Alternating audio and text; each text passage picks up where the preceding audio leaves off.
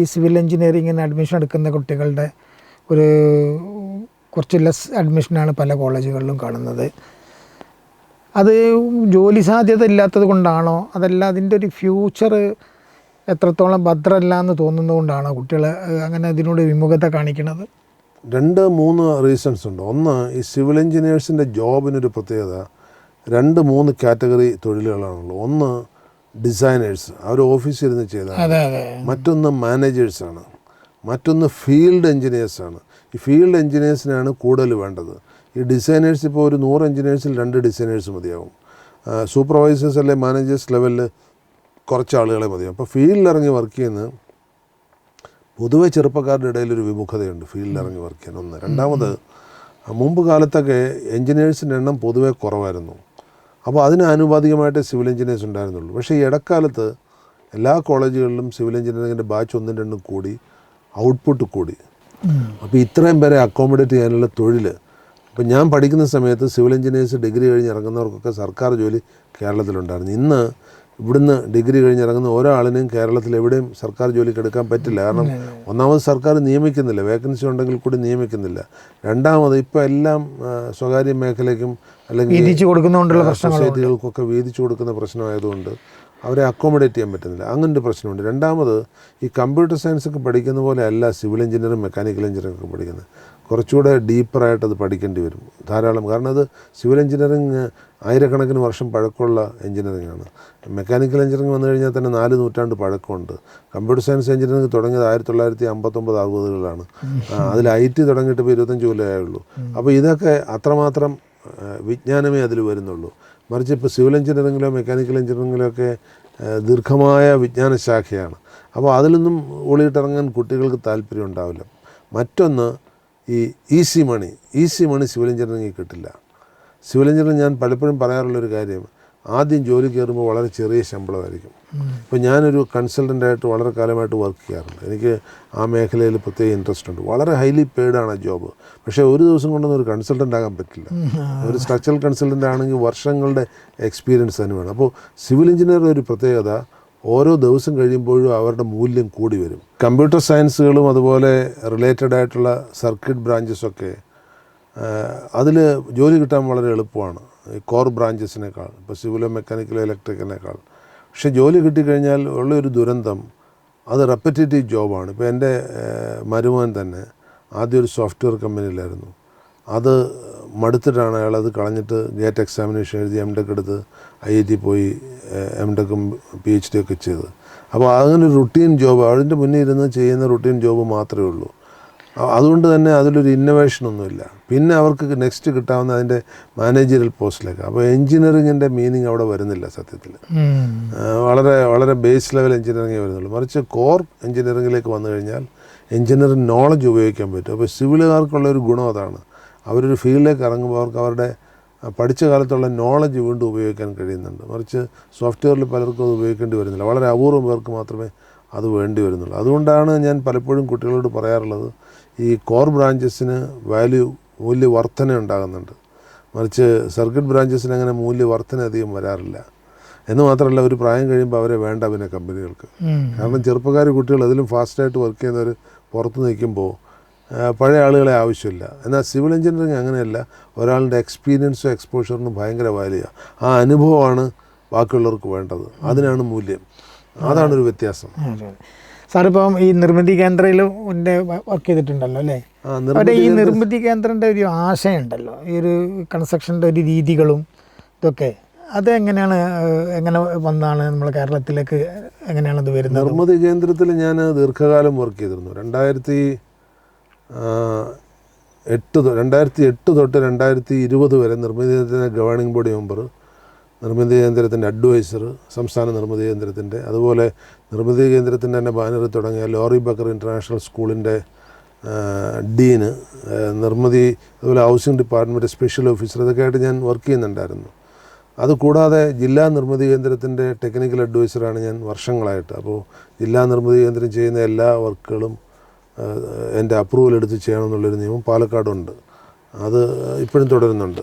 ഇനി നിർമ്മിതി കേന്ദ്രത്തിൽ ഈ ഒരു കൾച്ചർ എങ്ങനെ വന്നു എന്ന് വെച്ചാൽ, കുറേ കാലം മുമ്പ് ഒരു ബ്രിട്ടീഷ് ആർക്കിടെക്റ്റ് ലോറി ബേക്കർ, അദ്ദേഹം ഒരു മലയാളി ഡോക്ടറെയാണ്, ഡോക്ടർ എലിസബത്ത്. അദ്ദേഹം ആദ്യം നോർത്ത് ഇന്ത്യയിലായിരുന്നു അവർ രണ്ടുപേരും. അത് കഴിഞ്ഞ് അവർ വന്ന് വാഗമണിലൊരു വീടെടുക്കുകയുണ്ടായി. ആ വാഗമണിലെ വീടിന് എനിക്ക് വന്നൊരു കണക്ഷൻ, ഞാൻ എൻ്റെ ആ സാഗ ഓഫ് പ്ലാച്ചിമട എന്നുള്ള പുസ്തകം ഫൈനലൈസ് ചെയ്യുമ്പോൾ ഞാനും പ്രസാദകനും കൂടെ വാഗമണിലെ ഈ വീട്ടിലാണ് ഉണ്ടായിരുന്നത്. ബേക്കറിൻ്റെ നിന്ന് അദ്ദേഹമാണത് വാങ്ങിച്ചത്. എൻ്റെ ഈ പുസ്തകത്തിൻ്റെ പ്രസാധകനാണ് ബേക്കറിൻ്റെ നിന്ന് ആ വീട് വാങ്ങിച്ചത്. ആ വീട് വിറ്റിട്ട് അദ്ദേഹം തിരുവനന്തപുരത്ത് നാലാഞ്ചിറ പോയൊരു വീട് വെക്കുകയുണ്ടായി. അദ്ദേഹം തന്നെ വെച്ച വീടാണ് അത്. അദ്ദേഹം വെച്ച വീടുകൾക്കൊക്കെ ഒരു പ്രത്യേകത എന്ന് വെച്ചാൽ വളരെ കാലാവസ്ഥ അനുകൂല വീടുകളാണ്. അതെ, പരിസ്ഥിതിയും നമ്മുടെ കാലാവസ്ഥയൊക്കെ ആയിട്ട് ബന്ധപ്പെട്ടിട്ടുള്ള. രണ്ടാമത് അദ്ദേഹം വളരെ തുച്ഛ വിലയായിട്ട് നമ്മൾ എടുത്തു കളയുന്ന പല സാധനങ്ങളെയും നിർമ്മാണത്തിൽ ഉപയോഗിക്കും. പിന്നെ അദ്ദേഹത്തിൻ്റെ ഒരു ബേസിക് പോളിസി ഇഷ്ടികയൊക്കെയാണല്ലോ, ഇഷ്ടിക ഉപയോഗിക്കും. അദ്ദേഹത്തിൻ്റെ ബേസിക് പോളിസി എക്സസ് മെറ്റീരിയൽ എവിടെയും പാടില്ല എന്നുള്ളതാണ്. അപ്പോൾ അദ്ദേഹം കണ്ടെത്തിയതാണ് നമ്മൾ ഈ കട്ടിയായിട്ട് പ്ലാസ്റ്ററിംഗ് ഒന്നും കൊടുക്കേണ്ട ആവശ്യമില്ല. ഒരിക്കൽ അദ്ദേഹം പറയുകയുണ്ടായി, നിങ്ങൾ 20 കൊല്ലത്തേക്ക് വീട് വെച്ചാൽ മതി, ഒരു 50 കൊല്ലം നിലനിൽക്കുന്ന വീടൊന്നും വെക്കേണ്ട ആവശ്യമില്ല. കാരണം ഒരു 20-25 കൊല്ലം ആകുമ്പോഴേക്കും നമ്മുടെ അടുത്ത തലമുറ അവരുടേതായി വീട് വെക്കും. അപ്പോൾ ഈ നമ്മൾ സാധാരണ ഇതിലൊരു 30-35 വയസ്സുള്ള ഒരാൾ വീട് വെക്കുമ്പോൾ അയാൾക്ക് പിന്നീട് ഒരു 10-25 കൊല്ലം ആ വീട്ടിൽ താമസിക്കേണ്ടി വരുള്ളൂ. ഒരു സ്റ്റേജ് കഴിയുമ്പോൾ അയാൾക്ക് കുട്ടികളെ ഡിപ്പെൻഡൻ്റ് ആവും. അപ്പോൾ അവർ വേറെ വീട് വെക്കും. അപ്പോൾ ഈ വീട് അനാവശ്യമാണ്. അതിപ്പോൾ സത്യമായി വന്നിരിക്കുന്നത് കേരളത്തിലെ ഹൗസിംഗ് സ്റ്റോക്ക് ഒരു 85 ലക്ഷം വീട് കേരളത്തിലുണ്ട് മൊത്തം. അതിലേതാണ്ട് ഒരു 14 ലക്ഷം വീട് ഇപ്പോൾ ഒഴിഞ്ഞു കിടക്കുക. അതിൽ താമസിക്കാൻ ആളില്ല. പ്രായമുള്ള ആളുകളെ ഉള്ളൂ. പ്രായമുള്ള ആളുകൾ മിക്കടത്തും ഇല്ലാതായി. ഒന്നിൽ അവർ കുട്ടികളുടെ കൂടെ പോയി, അല്ലെങ്കിൽ അവർ മരിച്ചുപോയി. അപ്പോൾ അതുകൊണ്ട് കേരളത്തിൽ ഇപ്പോൾ ഈ ഇങ്ങനെയുള്ള വീടുകൾ ഗോസ്റ്റ് ഹൗസസ് എന്ന് പറയും, ഏകദേശം ഒരു 14 ലക്ഷത്തോളം ഉണ്ടെന്നാണ്. ഞാൻ കുറേ കാലം ഈ സ്റ്റേറ്റ് പ്ലാനിംഗ് ബോർഡിൻ്റെ ഹൗസിംഗ് സബ് കമ്മിറ്റിയിലുണ്ടായിരുന്നു. അപ്പോൾ അവിടെ ഇതിൻ്റെ റിപ്പോർട്ടുകൾ വരുമായിരുന്നു കൃത്യമായിട്ട്, എത്ര വീടുകൾ ഒഴിഞ്ഞു കിടക്കുന്നു, എത്ര വീടുകൾ ഉപയോഗ്യമാണ് എന്ന് വരുമായിരുന്നു. അപ്പോൾ അവിടെ ഞാൻ ലാസ്റ്റ് ആ മീറ്റിംഗ് അറ്റൻഡ് ചെയ്തപ്പോൾ എനിക്ക് കിട്ടിയ കണക്കാണ് 14 ലക്ഷത്തോളം വീടുകൾ ഒഴിഞ്ഞു കിടക്കുന്നു എന്നുള്ളത്. അപ്പോൾ നിർമ്മിതി കേന്ദ്രയിൽ ഈ ഒരു കോൺസെപ്റ്റ് ലോറി ബക്കറിൻ്റെ കയ്യിൽ നിന്നാണ് നിർമ്മിതി കേന്ദ്ര കടം കൊണ്ടത്. നിർമ്മിതി കേന്ദ്ര കൊല്ലത്ത് ശ്രീ CV ആനന്ദബോസ് ജില്ലാ കളക്ടറായിരിക്കുന്ന സമയത്താണ് ഈ നിർമ്മിതി കേന്ദ്ര എന്നുള്ളൊരു കോൺസെപ്റ്റ് കൊണ്ടുവന്നത്. ആദ്യമായിട്ട് നിർമ്മിതി കേന്ദ്രം തുടങ്ങിയതും കൊല്ലത്താണ്. അത് കഴിഞ്ഞ് സംസ്ഥാന നിർമ്മിതി കേന്ദ്രം തിരുവനന്തപുരത്ത് തുടങ്ങിയപ്പോൾ ദീർഘകാലം അതിൻ്റെ ഡയറക്ടറായിട്ട് ശ്രീ ആനന്ദബോസ് തന്നെയാണ് ഉണ്ടായിരുന്നത്. അദ്ദേഹം ഇപ്പോൾ ബംഗാളിൽ ഗവർണറാണ്. അപ്പോൾ അദ്ദേഹം ഈ ലോറി ബേക്കറുമായിട്ട് വളരെ അടുത്ത് ഇടപഴകി അദ്ദേഹത്തിൻ്റെ നിർമ്മാണ രീതികളെ, ശരിക്ക് ലോറി ബേക്കറിൻ്റേതായ ഒരു സംഘടന വേറെ ഉണ്ടായിരുന്നു. ലോറി ബേക്കറിൻ്റെ കൂടെ ശ്രീ ദത്തൻ ഒക്കെ ചേർന്നുകൊണ്ട്, C അച്യുതമേനോൻ ഇവരൊക്കെ ചേർന്നുകൊണ്ട് തൃശ്ശൂർ കോസ്റ്റ് ഫോർഡ് എന്ന് പറഞ്ഞൊരു സംഘടന ഉണ്ടാക്കി. ഈ കോസ്റ്റ് ഫോർഡിൻ്റെ പർപ്പസ് തന്നെ ലോറി ബേക്കറിൻ്റെ ആശയങ്ങളെ കേരളത്തിൽ മുഴുവൻ വ്യാപിപ്പിക്കുക എന്നുള്ളതായിരുന്നു. പക്ഷേ അതൊരു സ്വകാര്യ സൊസൈറ്റി ആയിരുന്നു, ഒരു വ്യക്തികളുണ്ടാക്കിയ ഒരു സൊസൈറ്റി ആയിരുന്നു. അതിന് സമാന്തരമായിട്ട് സർക്കാർ തലത്തിലുണ്ടാക്കിയതാണ് നിർമ്മിതി കേന്ദ്ര. അപ്പോൾ നിർമ്മിതി കേന്ദ്രയ്ക്ക് സംസ്ഥാന നിർമ്മിതി കേന്ദ്രമുണ്ട്, എല്ലാ ജില്ലകളിലും ജില്ലാ നിർമ്മിതി കേന്ദ്രമുണ്ട്. ഇതിൽ രണ്ടിലും ഞാൻ സജീവ പങ്കാളിയായിരുന്നതാണ്. ഇപ്പോഴും ജില്ലാ നിർമ്മിതി കേന്ദ്രത്തിൽ എൻ്റെ സേവനം അവർ സ്ഥിരം എടുത്തുകൊണ്ട് സംസ്ഥാന നിർമ്മിതി കേന്ദ്രത്തിൽ മാത്രമേ വിട്ടു നിൽക്കുള്ളൂ. ഈ നിർമ്മിതി കേന്ദ്രത്തിലൊക്കെ ഉള്ളൊരു പ്രത്യേക ആദ്യകാലത്ത് ബേക്കറിൻ്റെ ഒരു കോൺസെപ്റ്റ് വെച്ചിട്ടാണ് വീടുകളും ഒക്കെ ഉണ്ടാക്കിയിരുന്നത്. പക്ഷേ കുറച്ച് കഴിഞ്ഞപ്പോൾ ആളുകളുടെ ടേസ്റ്റ് മാറി. എനിക്കൊരു തമാശ വന്ന് ഒരിക്കലും ഒരാൾ നിർമ്മിതി കേന്ദ്രത്തിൽ കുറി വന്നത്, എനിക്ക് നിർമ്മിതി സ്റ്റൈലിൽ നല്ലൊരു വീട്, പൈസ ഒന്നും പ്രശ്നമല്ല, നല്ലൊരു വീട് ഉണ്ടാക്കി തരുമോയെന്നാണ് ചോദിച്ചത്. അപ്പോൾ അയാൾക്ക് പണമല്ല പ്രശ്നം, നിർമ്മിതിയുടെ ആ സ്റ്റൈൽ മാത്രം. പക്ഷേ നിർമ്മിതി തുടങ്ങി അങ്ങനെയല്ല, വേസ്റ്റ് ഒഴിവാക്കുക, പണച്ചെലവ് കുറയ്ക്കുക, കാലാവസ്ഥ അനുകൂലമായ വീടുണ്ടാക്കുക, ടോപ്പോഗ്രഫി അനുസരിച്ച്. ഇപ്പോൾ ബേക്കറി ചെയ്ത ഒരു കെട്ടിടമാണ് തിരുവനന്തപുരത്തെ CDS എന്ന് പറയുന്നത്, സെൻറ്റർ ഫോർ ഡെവലപ്മെൻറ്റ് സ്റ്റഡീസ്. അവിടെ വളരെ കുന്നും കുഴിയൊക്കെ ആയിട്ട് കിടന്ന സ്ഥലങ്ങളിൽ അദ്ദേഹം ആ ടെറൈൻ അനുസരിച്ചുള്ള വീടുണ്ടാക്കി. തമ്പാനൂർ ഇന്ത്യൻ കോഫി ഹൗസ് പ്രവർത്തിക്കുന്ന ഇന്ത്യൻ കോഫി ഹൗസും ബേക്കറാണ് ഉണ്ടാക്കി. അദ്ദേഹം ധാരാളം വീടുകളുണ്ടാക്കി. മാത്രമല്ല കേരളത്തിലെ മിക്ക ജില്ലകളിലും, അതുപോലെ തന്നെ തിരുവനന്തപുരത്തൊരു IAS കോളനി അദ്ദേഹം ഉണ്ടാക്കുകയുണ്ടായി. അതുപോലെ മൈത്രേയൻ്റെ ഒരു ഗ്രൂപ്പിന് വേണ്ടി അദ്ദേഹം ഒരു വീട് ഉണ്ടാക്കുകയുണ്ടായി. ഇപ്പോൾ തിരുവനന്തപുരത്ത് ഈ Laurie Baker international school of habitat studies എന്നൊരു സർക്കാർ സ്ഥാപനം ഉള്ളതുപോലെ ഒരു സ്വകാര്യ സ്ഥാപനം പരിഷത്തിൻ്റെ കീഴിലുണ്ട്, ലോറി ബക്കർ സെൻറ്റർ എന്ന് പറഞ്ഞിട്ട്.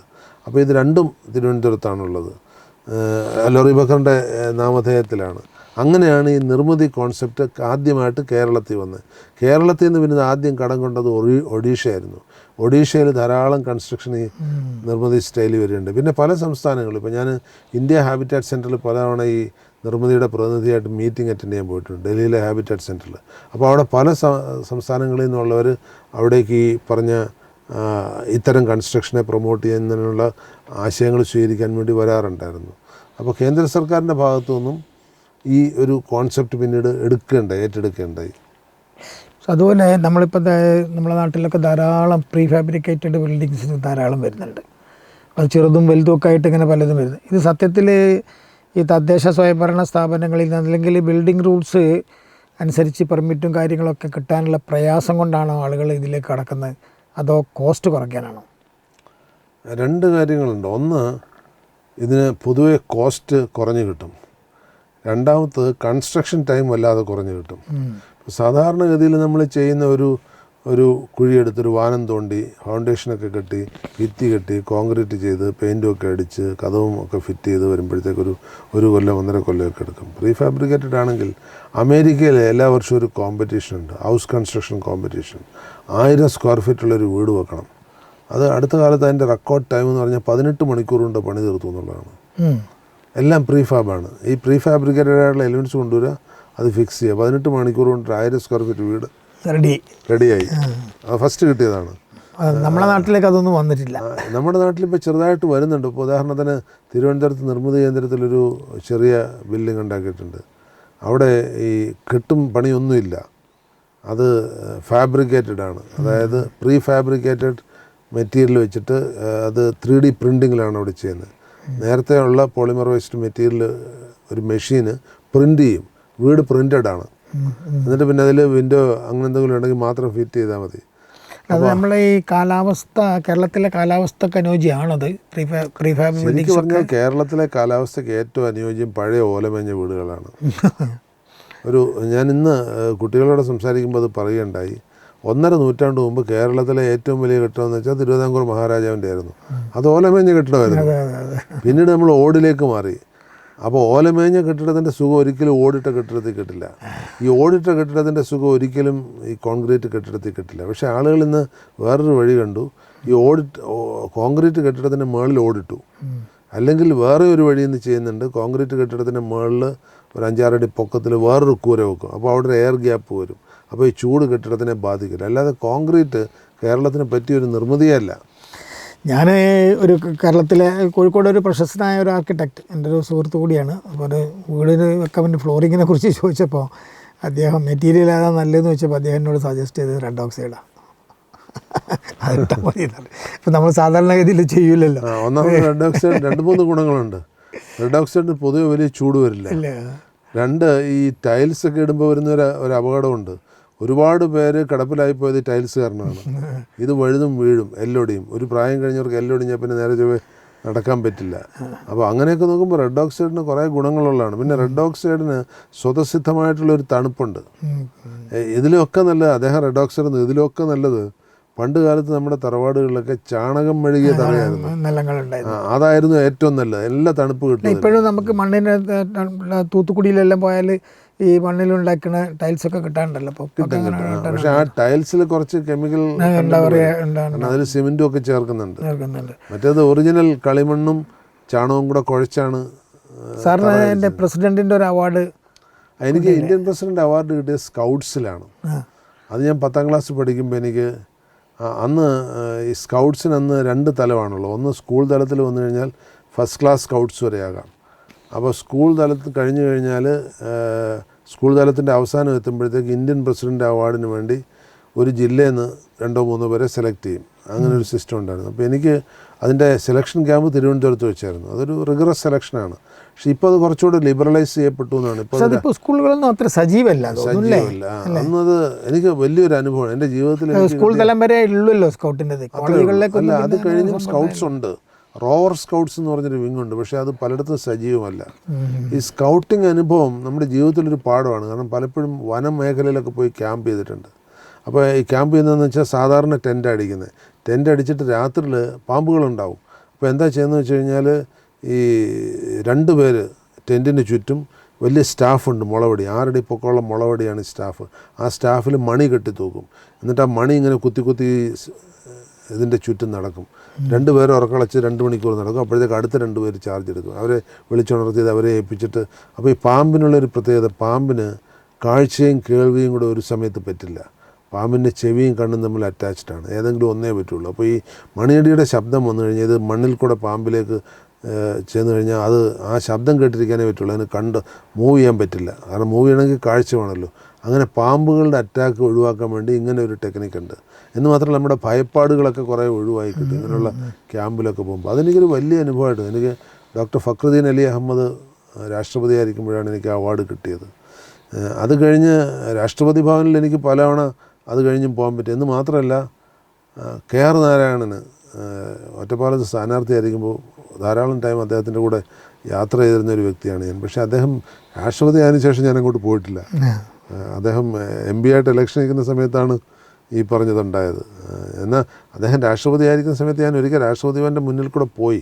പക്ഷേ അൺവാണ്ടഡ് ആയിട്ടുള്ളൊരു പ്രിവിലേജ് എടുക്കണ്ടെന്ന് വിചാരിച്ച് അതിനകത്തേക്ക് കയറിയില്ല. രാഷ്ട്രപതിയുടെ അവാർഡ് മാത്രമേ സൂക്ഷിച്ചു വെച്ചിട്ടുള്ളൂ, ഒരു സർട്ടിഫിക്കറ്റായിട്ട് തന്നത്. പിന്നെ മറ്റുള്ള പുരസ്കാരങ്ങളൊക്കെ എനിക്ക് കിട്ടിയതിൽ എനിക്ക് ഏറ്റവും ഞാൻ വിലമതിക്കുന്ന പുരസ്കാരം എന്ന് പറഞ്ഞാൽ എൻ്റെ വില കൊണ്ടല്ല, 1,00,000 രൂപയുടെ ഒരു അവാർഡാണ്. അതെൻ്റെ രൂപയുടെ മൂല്യമല്ല. മാത്രമല്ല ഈ 1,00,000 രൂപയുടെ അവാർഡ് കിട്ടുമ്പോഴത്തേക്ക് എൻ്റെ ജീവിത സാഹചര്യങ്ങൾ വെച്ച് 1,00,000 രൂപയ്ക്ക് എനിക്കുള്ള മൂല്യം കുറഞ്ഞു പോയി എന്നുള്ളതാണ്. മറിച്ച് അത് തന്നത് പൂർവ്വ വിദ്യാർത്ഥികളാണ്. അത് എങ്ങനെ വന്നു എന്ന് വെച്ച് കഴിഞ്ഞാൽ കേരളത്തിൽ പണ്ട് 6 എഞ്ചിനീയറിംഗ് കോളേജ് ഉണ്ടായിരുന്നുള്ളൂ. ഈ 6 എഞ്ചിനീയറിംഗ് കോളേജുകളുടെയും പൂർവ്വ വിദ്യാർത്ഥികളെല്ലാം കൂടെ അന്താരാഷ്ട്ര തലത്തിൽ ഒരു സംഘടന ഉണ്ടാക്കി. കേര എന്നാണ് അതിൻ്റെ പേര്, കേരള എഞ്ചിനീയറിംഗ് കോളേജസ് അലുമിനിയോ അങ്ങനെ എന്തോ ആണ് അതിന് പേര് കൊടുത്തിരിക്കുന്നത്. അത് ഗൾഫിൽ വളരെ സജീവമായിട്ട് പ്രവർത്തിക്കുന്നുണ്ട്. അപ്പോൾ ഒരു ദിവസം ഗൾഫിലുള്ള എൻ്റെ ഒരു പൂർവ്വ വിദ്യാർത്ഥി എന്ന് പറഞ്ഞാൽ അയാൾക്ക് തന്നെ 50+ ഇയേഴ്സ് പ്രായമുള്ള ആളാണ്. എൻ്റെ ഡീറ്റെയിൽസ് എല്ലാം വേണമെന്ന് പറഞ്ഞു. അപ്പോൾ ഞാൻ എന്തിനാണെന്ന് ചോദിച്ചപ്പോൾ പറഞ്ഞത് അവരൊരു മത്സരം നടത്തുന്നു കേരളത്തിൽ നിന്നൊരു ഏറ്റവും നല്ല അധ്യാപകനെ തിരഞ്ഞെടുക്കാൻ, എഞ്ചിനീയറിംഗ് കോളേജ് അധ്യാപകനെ തിരഞ്ഞെടുക്കാൻ വേണ്ടി. അപ്പോൾ ഓരോ കോളേജുകാരും ഓരോ ആളിനെ അതിനുവേണ്ടി പ്രസൻറ്റ് ചെയ്യുന്നുണ്ട്. അപ്പോൾ ഞങ്ങളെല്ലാവരും കൂടെ ആലോചിച്ചിട്ട് Palakkad NSS college of engineering സാറിനെയാണ് പ്രസൻറ്റ് ചെയ്യാൻ, 2014 ഇത് സംഭവിക്കുന്നത്, സാറിനെയാണ് പ്രസൻറ്റ് ചെയ്യാൻ ഉദ്ദേശിച്ചത്. അപ്പോൾ ഞങ്ങൾക്ക് കുറേ ഡോക്യുമെൻറ്റ്സ് വേണം, ക്വാളിഫിക്കേഷൻ്റെ പ്രൂഫുകൾ, പബ്ലിക്കേഷൻസിൻ്റെ പ്രൂഫുകൾ, ഇതുവരെ ഹോൾഡ് ചെയ്ത പോസ്റ്റുകൾ, അങ്ങനെ എൻ്റെ A to Z ജാതകം ഒഴിച്ച് ബാക്കി എല്ലാവരും വാങ്ങിച്ചു. അതിൻ്റെ എല്ലാം കോപ്പി വേണമെന്ന് പറഞ്ഞു. എന്നിട്ട് പ്രൊമിനൻ്റ് ആയിട്ടുള്ള 2-3 പേര് സാറിനെ കുറിച്ച് എഴുതുന്ന നോട്ടും വേണമെന്ന് പറഞ്ഞു. അപ്പോൾ ഞാനപ്പോൾ ചോദിച്ചു വൈസ് ചാൻസലറുടെ മതിയോ എന്ന് ചോദിച്ചു. അന്ന് നമ്മുടെ അബ്ദുൽ സലാം സാറാണ് VC. അപ്പോൾ സാറിനോട് പറഞ്ഞപ്പോൾ സാറ് പറഞ്ഞു സന്തോഷമുള്ളൂ എന്ന് പറഞ്ഞു. അങ്ങനെ 2 പേരുടെ വേറെ ഒരു VCയുടെയും കൂടെ ഞാൻ വാങ്ങിച്ചു. 2 പേരുടെ നോട്ടും വാങ്ങിച്ചു കൊടുത്തു. ഇതെല്ലാം കൂടെ ഞാൻ അയച്ചു കൊടുത്തു. ഞാനത് മറന്നു. പക്ഷേ ഒരു 4-5 മാസം കഴിഞ്ഞപ്പം അവരിലൊരാൾ എന്നെ വിളിച്ചു, സാറിനാണ് സെലക്ഷൻ കിട്ടിയത്, ഞങ്ങളത് ആഘോഷിക്കുകയാണെന്ന് പറഞ്ഞു. അപ്പോൾ ഞാൻ ചോദിച്ചത് എങ്ങനെയായിരുന്നു ഈ സെലക്ഷൻ? അപ്പോൾ പറഞ്ഞു അവിടെ ഒരു 3 യൂണിവേഴ്സിറ്റിയുടെ VCമാരെ അവർ ജൂറി ആയിട്ട് എടുത്തു. ബിർള ഇൻസ്റ്റിറ്റ്യൂട്ട് ഓഫ് ടെക്നോളജി, വേറെ ഏതോ 2 യൂണിവേഴ്സിറ്റിയും കൂടെ. ഈ VCമാരുടെ ഒരു കമ്മിറ്റിയാണ് സെലക്ഷൻ നടത്തിയത്. അപ്പോൾ ഈ സെലക്ഷന് ഭയങ്കര വാശിയായിരുന്നു അത്ര, ഈ 6 കോളേജുകാരും. ഞാനിതൊന്നും അറിയുന്നില്ല, പിന്നെയാണ് അറിഞ്ഞത്. അപ്പോൾ ഈ 6 കോളേജുകാരും ഭയങ്കര വാശിയായിരുന്നു. ഞങ്ങൾ അത് ഇവർക്ക് ആർക്കും ഇൻഫ്ലുവൻസ് ചെയ്യാൻ പറ്റാത്ത 3 പേരെയാണ് അവർ എടുത്തിരിക്കുന്നത്. അപ്പോൾ അത് വെച്ചിട്ട് അക്കാഡമിക്സ് മാത്രമല്ല, അക്കാഡമിക്സ് മാത്രമാണെങ്കിൽ ചിലപ്പോൾ എന്നേക്കാൾ സ്കോറുള്ളവർ വേറെ ഉണ്ടാകാൻ ചിലപ്പോൾ. പക്ഷേ അതിൽ ഓവറോളാണ് നോക്കിയത്, സോഷ്യൽ ആക്ടിവിറ്റീസ്, അതുപോലെ മറ്റ് സേവനങ്ങൾ ചെയ്തത്, ഹോൾഡ് ചെയ്ത പോസ്റ്റുകൾ, ഇതെല്ലാം നോക്കിയിരുന്നു എന്നാണ് പറഞ്ഞത്. അപ്പോൾ അവരൊരു ടോട്ടൽ ഇവാലുവേഷൻ നടത്തി. അപ്പോൾ അവാർഡ് അവർ പ്രഖ്യാപിച്ചു. എനിക്കാണ് അവാർഡ് കിട്ടിയത്. അപ്പോൾ അവാർഡിന് ദുബായിൽ ചെല്ലണം. ദുബായിലെ അജ്മാൻ ഹോട്ടലിൽ വെച്ചിട്ടായിരുന്നു, ലീല ഹോട്ടലിൽ വെച്ചിട്ടായിരുന്നു എൻ്റെ ഫംഗ്ഷൻ. അപ്പോൾ ഞാനവിടെ ചെല്ലുന്നിട്ട് എന്നോട് അവർ പറഞ്ഞ് തലേന്ന് തന്നെ വരണം. തലേന്ന് വരുമ്പോൾ ഞങ്ങൾക്കൊന്ന് മീറ്റ് ചെയ്യണം സെപ്പറേറ്റ്, എന്ന് വെച്ചാൽ പാലക്കാട് അലുമിനിക്ക് ഒന്ന് മീറ്റ് ചെയ്യണം സെപ്പറേറ്റ്.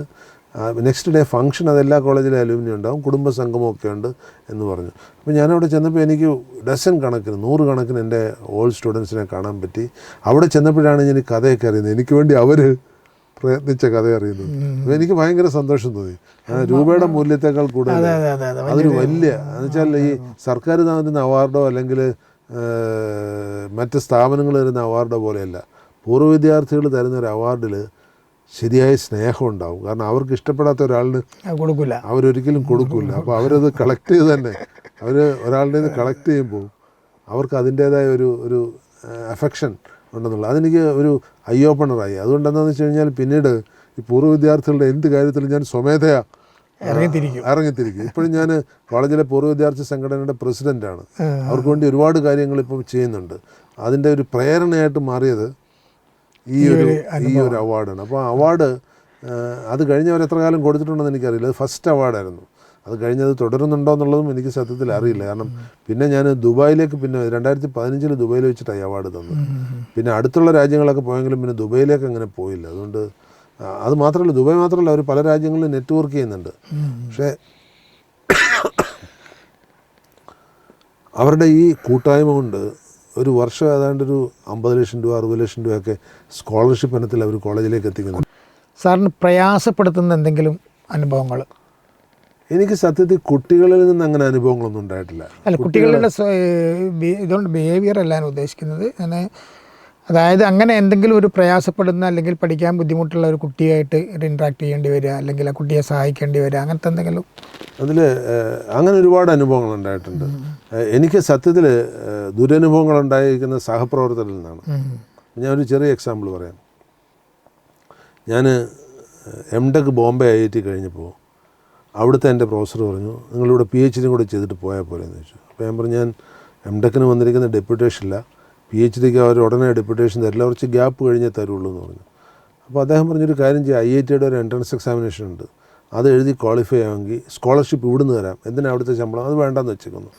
അപ്പോൾ ഞാൻ എൻട്രൻസ് എക്സാമിനേഷൻ എഴുതി. ഭാഗ്യം എന്ന് പറയട്ടെ, അവിടെ ഫസ്റ്റായിട്ട് എനിക്ക് സെലക്ഷൻ കിട്ടി. അപ്പോൾ ഞാൻ അതിന് ജോയിൻ ചെയ്തു. അവിടെ ചേർന്ന് കുറേ മാസങ്ങളോളം ഞാൻ കോഴ്സ് വർക്കൊക്കെ ചെയ്ത് ഇഷ്ടംപോലെ, ശരിക്കും 3 കോഴ്സ് ചെയ്താൽ മതി. ഞാൻ 7-8 കോഴ്സ് പഠിച്ചു. അത് താല്പര്യം കൊണ്ട് പഠിച്ചാണ്. അതെല്ലാം ചെയ്ത് തീസീസിൻ്റെ വർക്ക് തുടങ്ങുന്ന സമയമായപ്പോൾ എനിക്ക് കേരള സർക്കാരിൽ നിന്ന് ഒരു നോട്ടീസ് വന്നു, ഇവിടെ ഡെപ്യൂട്ടേഷൻ സ്കീമുണ്ട് PhDക്ക്, പിന്നെ നിങ്ങളെന്തിനാ ശമ്പളം കളഞ്ഞിട്ട് അവിടുത്തെ സ്കോളർഷിപ്പ് വാങ്ങിച്ചിട്ട്? അത് ന്യായമില്ല സത്യത്തിൽ. ഇവിടുത്തെ ശമ്പളം വേണ്ടെന്ന് വെച്ചിട്ട് അവിടുത്തെ സ്കോളർഷിപ്പ് വാങ്ങിച്ചിട്ടാണ് ഞാൻ ജോയിൻ ചെയ്തത്. അതെനിക്ക് തിരിച്ചു പോരേണ്ടി വന്നു. അപ്പോൾ എനിക്ക് 2 ഓപ്ഷൻ. അപ്പോൾ എന്നോട് അവിടുത്തെ അധ്യാപകർ പറഞ്ഞു, നിങ്ങളെന്തിനാണ് തിരിച്ചു പോകുന്നത്, ഇവിടെ ജോയിൻ ചെയ്യൂ, PhD കംപ്ലീറ്റ് ചെയ്ത് ഞങ്ങളുടെ ഫാക്കൽറ്റിഷിപ്പ് തരാം. കാരണം എനിക്ക് ആ ഒരു ബോണ്ട് അവരുമായിട്ട് ഉണ്ടാക്കാൻ പറ്റുന്നു. കാരണം അവരുടെ റിസർച്ചിലൊക്കെ അസോസിയേറ്റ് ചെയ്തൊരു വളരെ ക്ലോസ് ആയി. ഇവിടെ തന്നെ PhD ചെയ്തിട്ട് ഇവിടെ ഫാക്കൽറ്റി ആയിട്ട് ചേരാം. ഇപ്പോൾ വേണമെങ്കിൽ ശമ്പളം ഇല്ല എന്നുള്ള കണ്ടീഷനും വേണ്ട, ഇവിടെ ടീച്ചിങ് അസിസ്റ്റൻ്റായിട്ട് ഞങ്ങൾ തരാം. കാരണം MTech ഉണ്ടല്ലോ, എനിക്ക് PhD അല്ലേ ഉള്ളൂ ഇല്ലാത്ത, അങ്ങനെ ചേരുമെന്ന് പറയുന്നുണ്ട്. പക്ഷേ ഞാനിങ്ങനെ തിരിച്ചു പോകുന്നു, കാരണം കുടുംബപരമായ കാരണങ്ങളാൽ തിരിച്ചു വരേണ്ടത്. അങ്ങനെ എനിക്ക് ഒരുപാട് അനുഭവങ്ങൾ സഹപ്രവർത്തകർ, അതൊക്കെ സഹപ്രവർത്തകരുണ്ടാക്കിയ ചില സംഘടനാപരമായ ഇഷ്യൂസാണ്. അത് ആ ലിസ്റ്റിലേക്ക് ഞാൻ പോകുന്നില്ല.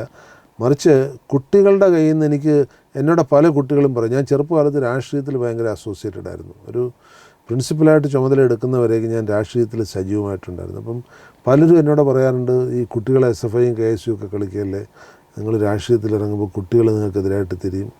എൻ്റെ ജീവിതത്തിൽ ഇതേവരെ അങ്ങനെ ഉണ്ടായിട്ടില്ല എന്നുള്ളത്. ഒരു കുട്ടിയും എൻ്റെ അടുക്ക് രാഷ്ട്രീയം പറഞ്ഞിട്ടില്ല, ഞാൻ അവരോടും രാഷ്ട്രീയം പറഞ്ഞിട്ടില്ല.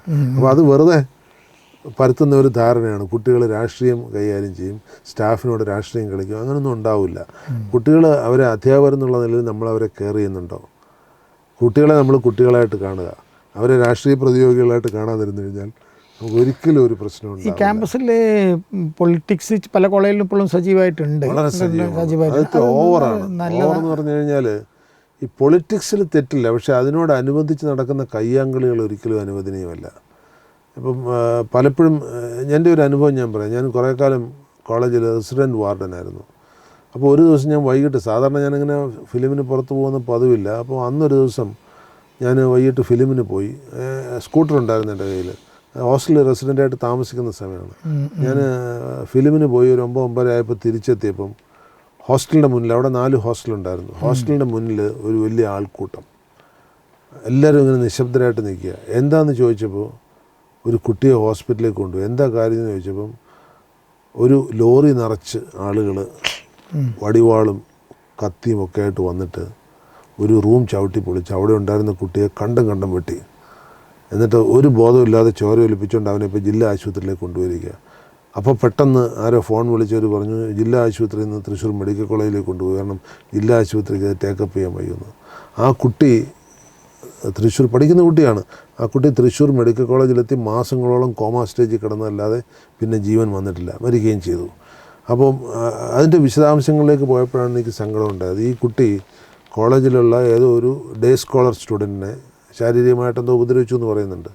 ഈ ഡേ സ്കോളർ അവിടുത്തെ അറിയപ്പെടുന്ന ഒരു RSS ഫാമിലിയിൽപ്പെട്ടതാണ്, ഇവന് SFI ഗ്രൂപ്പിൽ പെട്ടതാണ്. അപ്പോൾ അവരെന്ത് ചെയ്തു, അവർ തിരിച്ചറിയാൻ പറ്റാത്ത ആളുകളെ, കാരണം RSSന് അവിടെയുള്ള ശാഖകളിലൊക്കെ ആളുണ്ട്, അതിന് പകരം വേറെ എവിടുന്നോ ലോറിയിൽ കൊണ്ടുവന്നു, ഇവിടെ ഉള്ളവരാരും തിരിച്ചറിയാത്തവരെ ഒരു ലോറിയിൽ കൊണ്ടുവന്ന് അവരാണ് ഈ ഡോറ് ചവിട്ടി പൊളിച്ച് പകരം വീട്ടി അവനെ തുണ്ടമായിട്ട് നുറുക്കിയിട്ടിട്ട് പോയത്. അപ്പോൾ ഇങ്ങനെയൊക്കെയുള്ള ചില എത്രയോ, ഇപ്പോൾ ഞാൻ തിരുവനന്തപുരത്ത് ശ്രീചിത്രയിൽ പ്രിൻസിപ്പലായിട്ട് വർക്ക് ചെയ്യുന്ന സമയത്ത് ഒരു പയ്യനുണ്ടായിരുന്നു, അവൻ മലപ്പുറം ജില്ലക്കാരനാണ്. അവന് ആരെയും ഉറുമി ചുറ്റിയിട്ടാണ് വരിക. ഈ ഉറുമിയെടുത്ത് വീശി കഴിഞ്ഞാൽ എന്താവും? അവൻ വീശാൻ മടിക്കുകയില്ല, എന്നാൽ അത്യാവശ്യം പഠിക്കുകയും ചെയ്യും. അപ്പം അവന് ഉറുമി ചുറ്റി വന്ന് അവന് ഇഷ്യൂസ് ഉണ്ടാക്കുന്നത് മനസ്സിലായി. പക്ഷേ എനിക്ക് അവനോട് ഇത്തിരി കാരുണ്യം ഇല്ലാതെ പെരുമാറേണ്ടി വന്നു. എന്താണെന്ന് വെച്ച് കഴിഞ്ഞാൽ അവന് അറ്റൻഡൻസ് ഇല്ല ഇയർ എൻഡ് വരുമ്പോൾ. അപ്പം പ്രിൻസിപ്പലിനൊരു കണ്ടൊണേഷൻ എന്ന് പറഞ്ഞൊരു പ്രൊവിഷനുണ്ട്. അറ്റൻഡൻസ് കുറവുള്ളവർക്ക് മെഡിക്കൽ ഗ്രൗണ്ടിൽ കണ്ടൊണേഷൻ കൊടുക്കാം. അപ്പോൾ ഇവന് കണ്ടൊണേഷൻ വേണമെന്ന് പറഞ്ഞിട്ട് എനിക്ക് ഭയങ്കര പൊളിറ്റിക്കൽ പ്രഷറാണ്. അവനൊരു സംഘടനയുടെ അവിടുത്തെ നേതാവാണ്. ഞാൻ പറഞ്ഞു കൊടുക്കില്ല എന്ന് പറഞ്ഞു. അവൻ ഇയർ ഔട്ട് ആകട്ടെ, പഠിക്കുന്ന പയ്യനുമാണ്. കാരണം അവനെക്കൊണ്ട് അത്രയ്ക്ക് പൊറുതിമുട്ടി. അപ്പോൾ എന്ത് പറ്റി? അവന് കണ്ടൊണേഷൻ കിട്ടിയില്ല, അവൻ ഇയർ ഔട്ടായി. അതുകൊണ്ട് അവൻ നന്നായി. ഇപ്പോൾ ഇപ്പോൾ നാട്ടിൽ നമ്മൾ ഫേസ് ചെയ്യുന്ന ഒരു വലിയ പ്രശ്നം എന്ന് പറയുന്നത് സ്കൂൾ തലം തൊട്ടിട്ട് കുട്ടികൾ ലഹരി ഉപയോഗത്തിന് അടിമപ്പെട്ട് കിടക്കണം. അതുകൊണ്ടുണ്ടാകുന്ന ഈയിടെ ഒരു വയനാട്ടിൽ ഒരു ഉമ്മനെ ഒരു മകൻ തന്നെയാണ് കൊല്ലുന്നത്. ലഹരിക്ക് അടിമപ്പെട്ട ഒരു മകനാണ്. അങ്ങനത്തെ ഒരുപാട് സംഭവങ്ങളൊക്കെ ഇപ്പോൾ നമുക്കിങ്ങനെ റിപ്പോർട്ടിൽ ഇങ്ങനെയൊക്കെ വരുന്നുണ്ട്. എന്താണ് നമുക്ക് ക്യാമ്പസിൽ നമുക്ക് എന്ത് ചെയ്യാൻ പറ്റും? ഈ ലഹരിയുടെ പ്രശ്നം സത്യത്തിൽ ഇപ്പോൾ തുടങ്ങിയതല്ല, മുമ്പേ ഉണ്ട്. അതിൻ്റെ ആധിക്യം ഇപ്പോൾ ഓർത്തിരിച്ചു. ഇപ്പോൾ എൻ്റെ ഒരു അനുഭവം ഞാൻ പറയാം. ഞങ്ങൾ പഠിപ്പിച്ചൊരു കുട്ടി, അതൊരു 10-30 വർഷം മുമ്പാണ്. ഞങ്ങൾ പഠിപ്പിച്ചൊരു കുട്ടി, അയാളുടെ അച്ഛൻ വീട്ടിൽ വെച്ച് കൊന്നു. അച്ഛൻ തന്നെ മകനെ കൊന്നു. അപ്പം എന്താ കാര്യമെന്ന് അന്വേഷിച്ചപ്പം അച്ഛൻ അത് കഴിഞ്ഞ് അച്ഛനെ കോടതി വളരെ ലഘുശിക്ഷയെ കൊടുത്തുള്ളൂ. ലഘുശിക്ഷ കൊടുക്കാൻ കാരണം ഈ മകന് ലഹരിക്ക് അടിമപ്പെട്ട് വീട്ടിൽ സ്വബോധം നഷ്ടപ്പെട്ട് അവൻ ചില അതിക്രമങ്ങൾ കാണിച്ചു. അപ്പോൾ അച്ഛൻ അവനെ കൊല്ലേണ്ടി വന്നു എന്നുള്ളതാണ്, കുടുംബത്തെ രക്ഷിക്കാൻ വേണ്ടി. അപ്പോൾ അച്ഛൻ പിന്നീട് കോളേജിൽ അവൻ്റെ ബിലോങ്ങിങ്സൊക്കെ എടുക്കാൻ വേണ്ടി വന്നപ്പോൾ ഞങ്ങൾ ചോദിച്ചപ്പോൾ പറഞ്ഞു, അത് നിങ്ങളോടൊന്നും പറയാതിരിക്കുകയാണ് നല്ലത്. അവൻ അത്രമാത്രം അധപ്പതിച്ചു പോയി. അതുകൊണ്ടാണല്ലോ എനിക്കവനെ കൊല്ലേണ്ടി വന്നു, അല്ലെങ്കിൽ ഞങ്ങൾ മൊത്തം മരിക്കേണ്ടി വന്നതിന്. അതുകൊണ്ട് അവനെ കൊല്ലേണ്ടി വന്നു എന്നാണ് പറഞ്ഞ ന്യായം. അപ്പോൾ അന്നും അതൊരു പിതാവിൻ്റെ വാക്കുകളാണ്. ഇപ്പോൾ ഇവിടെ ഞാൻ നേരത്തെ പറഞ്ഞ കേസിൽ ആ മകൻ പറയുന്നത് എന്നെ ജനിപ്പിച്ചതിനുള്ള ശിക്ഷയാണെന്നാണ് പറയുന്നത്. ഈ രീതിയിലാണ് അങ്ങനെയുള്ള ഒരു അധംപതനം നമ്മുടെ ഈ മൊറാലിറ്റി, അതായത് ധാർമ്മികമായിട്ട് അപജയം സംഭവിച്ചുകൊണ്ടിരിക്കുകയാണ്. അതിൽ ധാർമ്മികതയേക്കാൾ കൂടുതലായിട്ട് അതിൽ പറ്റുന്ന ഒരു ചെറിയ അപകടം എന്താണെന്ന് വെച്ചാൽ, ഇപ്പോൾ ഈ മദ്യം മറ്റുമൊക്കെ ഒരു ചെറിയ ഒരു ഇഫക്റ്റ് ഉണ്ടാവും, നമുക്ക് ഒരു അഡിക്ഷൻ ഇഫക്റ്റ് വരും. മറിച്ച് ഇപ്പോൾ മയക്കുമരുന്ന് അങ്ങനെയല്ല. ഇപ്പോൾ കിട്ടുന്ന മയക്കുമരുന്നെല്ലാം തന്നെ ഹൈലി അഡിക്റ്റീവാണ്. അതിപ്പോൾ പല നമുക്ക് കാണാൻ കൂടി പറ്റാത്ത ചെറിയ സ്റ്റാമ്പായിട്ട് വരും, പൊടിയായിട്ട് വരും, ഇഞ്ചക്ഷനായിട്ട് വരും. ഇതൊക്കെ ഇപ്പോൾ എല്ലായിടത്തും ലഭ്യമാണ്. എന്ന് മാത്രമല്ല, ഇപ്പോൾ അടുത്ത കാലത്തായിട്ട് കാണുന്ന ഒരു കാര്യം, പണ്ടൊക്കെ ഇത് ആൺകുട്ടികളിൽ മാത്രം ഒതുങ്ങി.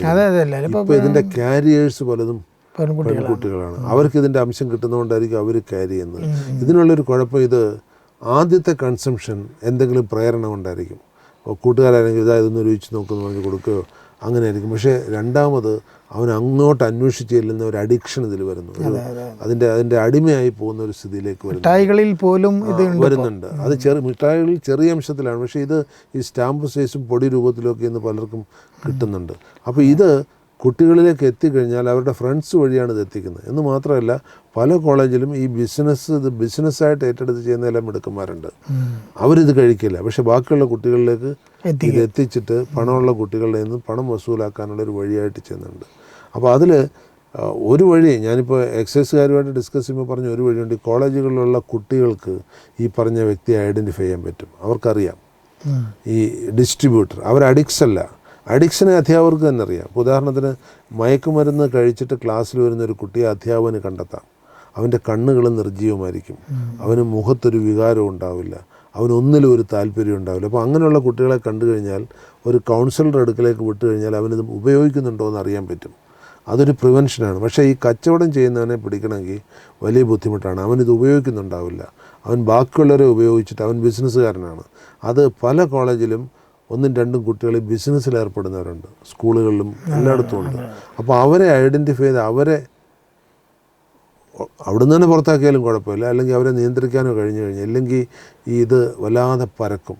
എന്നുവെച്ചാൽ ഈ ബാക്കിയുള്ള 99% പേരും അവരറിയാതെ ഇതിൻ്റെ അടിമകളായി മാറുകയാണ്. എന്നാൽ ഈ പറഞ്ഞ ആളുകൾ അങ്ങനെയല്ല, അവരത് അവരുടെ സ്വകാര്യ ലാഭത്തിന് വേണ്ടി ഇത് ബിസിനസ്സാക്കി മാറ്റുന്നവരാണ്. ഇപ്പോൾ ഇത് ലഹരി കിട്ടാത്ത ഒരു സ്ഥലവുമില്ല കേരളം ഇപ്പോൾ ലഹരിയുടെ തലസ്ഥാനമാണ്. കാരണം മറ്റ് സംസ്ഥാനങ്ങളെ അപേക്ഷിച്ച് കേരളത്തിലെ കുട്ടികളുടെ കയ്യിൽ ഈസി ക്യാഷ് ഉണ്ട്.